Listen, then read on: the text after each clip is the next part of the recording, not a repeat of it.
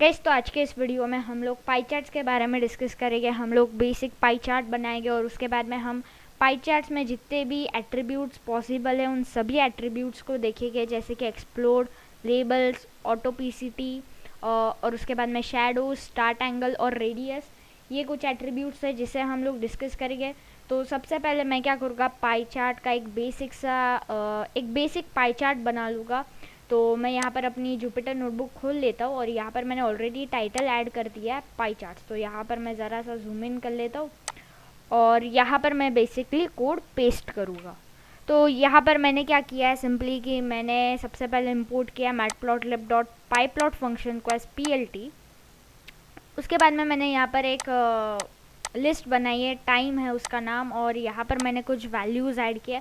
अगर आप इन वैल्यूज़ को सम करते हैं तो वो 24 आवर्स है। और यहाँ पर मैंने बेसिकली एक ऐसा पाई चार्ट बनाया है जिसमें दिन में कौन सी एक्टिविटी के लिए कितना समय दिया जा रहा है वो हमें पता चलेगा।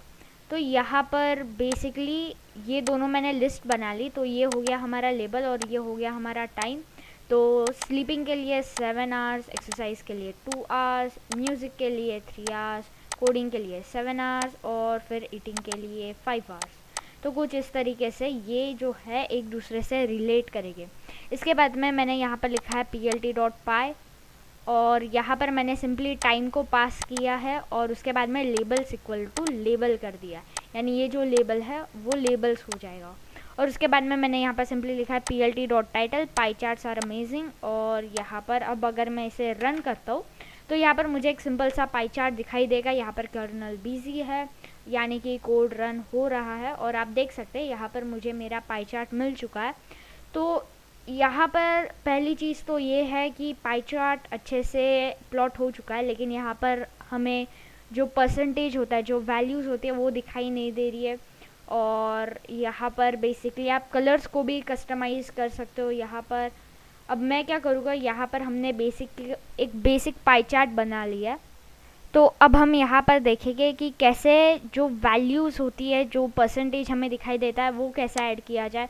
तो मैं सेम इसे ही कॉपी कर कर नीचे पेस्ट करूँगा और यहाँ पर जहाँ पर हम PLT.py कर रहे हैं यहाँ पर मैं एक और एट्रीब्यूट पास करूँगा और ये होगा ऑटो PCT और ये इक्वल टू हो जाएगा, ये स्ट्रिंग फॉर्मेट में होना चाहिए और इसके अंदर हमें डालना है परसेंटेज परसेंटेज परसेंटेज और यहाँ पर मैं सिंपली F डाल दूँगा।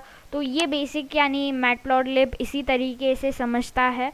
और अब अगर मैं इसे रन करूँ तो आप देख सकते हैं मुझे परसेंटेज भी दिखाई दे रहा है, लेकिन यहाँ पर एक दिक्कत है कि जो परसेंटेज है वो दूसरे एरियाज़ में चला जा रहा है। यानी ये जो डेसिमल नंबर्स हैं हम उन्हें कैसे रेस्ट्रिक्ट करें, यानी यहाँ पर बहुत सारे जो डेसिमल नंबर्स हैं वो हमें दिखाई दे रहे हैं। तो मैं क्या करूँगा, जो F हमने टाइप किया उसी के पहले 0.2 ऐड कर दूँगा।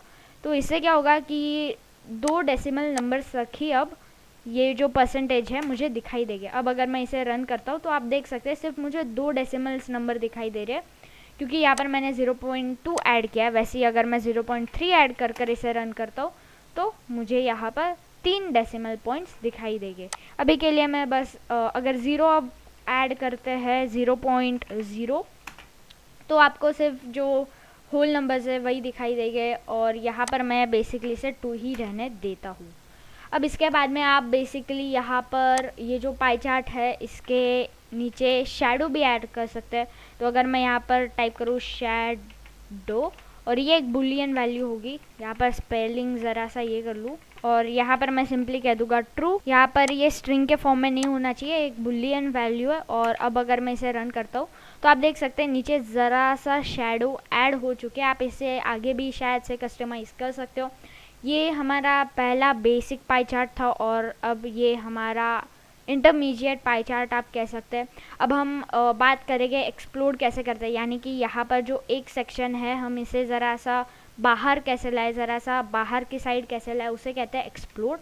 तो अब हम वही चीज़ कैसे की जाती है वो देखेंगे। तो मैं इसे वापस से कर लूँगा कॉपी ऑल्ट एंटर और यहाँ पर वही कोड पेस्ट करूँगा और यहाँ पर सिंपली हमें क्या करना है, एक्सप्लोर इज इक्वल टू, और ये बेसिकली एक टपल लेगा, सेट नहीं, ये एक टपल होगा। ठीक है। तो यहाँ पर बेसिकली अगर मैं चाहता हूँ म्यूज़िक को मैं एक्सप्लोर करना चाहता हूँ, तो music basically third data point है। तो मैं क्या करूँगा, यहाँ पर 0,0,1,0। तो इससे क्या होगा कि जो म्यूज़िक है वो ज़रा सा बाहर आ जाएगा। तो अगर मैं इसे रन कर कर देखता हूँ तो यहाँ पर एक वैल्यू एरर आ चुका है, explode must be length x। तो ये एरर हमें दिखाई दे रहा है क्योंकि यहाँ पर जितने हम सेक्शन पास करें, यानी यहाँ पर जितने भी डेटा पॉइंट्स है उतने डेटा पॉइंट्स हमने एक्सप्लोड में ऐड ही नहीं किए हैं।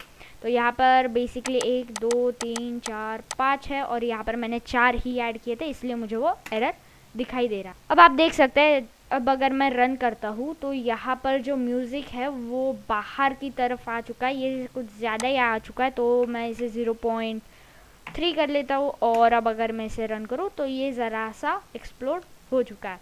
ऐसे ही बेसिकली 0 यानी कि जो स्लीपिंग है उसका एक्सप्लोड 0 हो गया।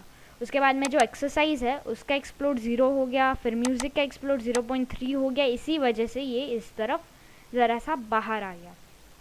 इसी तरीके से आप लोग क्या कर सकते हो, ये टपल को यहाँ से उठा सकते हो, यहाँ पर लिख सकते हो एक्सप्लोड और इसे बाहर आप डिफाइन कर सकते हो एक्सप्लोड कुछ इस तरीके से। तो अब ये रन करेगा। तो इसे अब अगर मैं रन करूँ तो उसी तरीके से ये रन करेगा।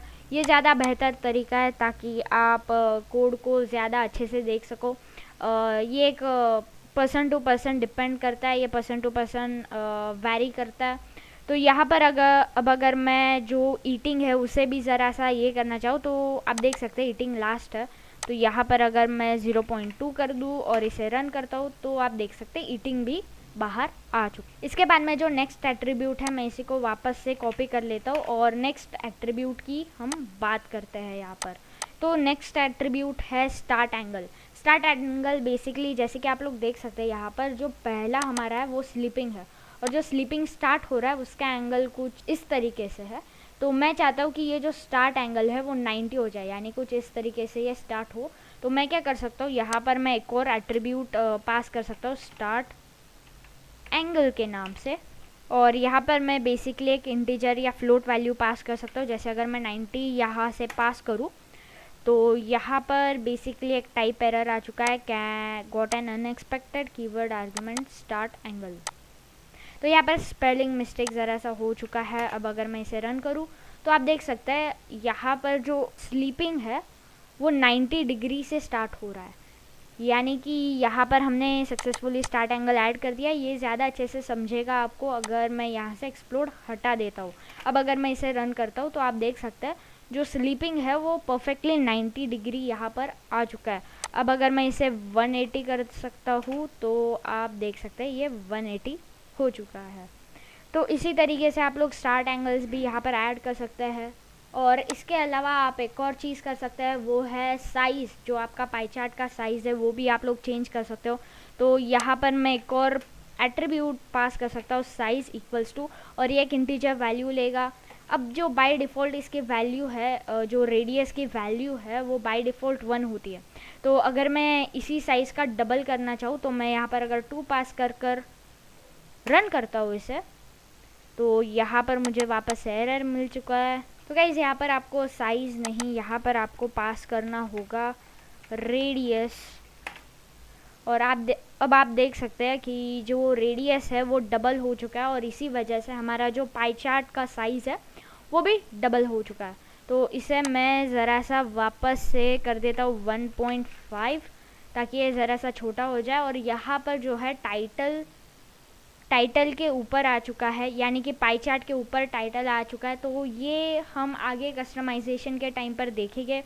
इसके अलावा अगर मैं यहाँ पर जाता हूँ matplotlib.org पर और यहाँ पर अगर मैं डॉक्यूमेंटेशन पर जाने की कोशिश करता हूँ, यहाँ पर अगर मैं टाइप करता हूँ पाई चार्ट्स, तो bar charts on polar bar of pie, basics of pie chart, ये कुछ आप डॉक्यूमेंटेशंस को भी देख सकते हैं। तो यहाँ पर आप देख सकते हैं ये जो ग्राफ आपको दिखाई दे रहा है या ये जो प्लॉट है इसके अंदर एक बेसिकली पाई चार्ट है और उसी के बाद ये कुछ कॉम्प्लिकेटेड चीज़ें किए जा रहे हैं यहाँ पर। तो अगली वीडियोस में हम लोग इसके बारे में भी डिस्कस करेंगे। ये सारी चीज़ें आप लोग कर पाओगे अगर आप ये पूरा जो ट्यूटोरियल है उसे फॉलो करते हैं, ये जो पूरी सीरीज़ है अगर आप उसे फॉलो करते हो तो। इसके अलावा यहाँ पर कुछ बेसिक्स ऑफ पाई चार्ट्स है, और आप लोग बेसिकली मैं चाहता हूँ कि आप लोग ये जो पूरा डॉक्यूमेंटेशन है इसके थ्रू जाए, आपको बहुत ज़्यादा नॉलेज मिलेगा इससे। और जो बेसिक चीज़ें होती है पाई चार्ट्स के बारे में वो तो मैंने यहाँ पर डिस्कस कर ली है। तो गाइस आज के इस वीडियो के लिए बस इतना ही। मैं मिलूँगा आपसे अगली वीडियो में जहाँ पर हम लोग और भी कुछ इंटरेस्टिंग चीज़ों के बारे में डिस्कस करेंगे।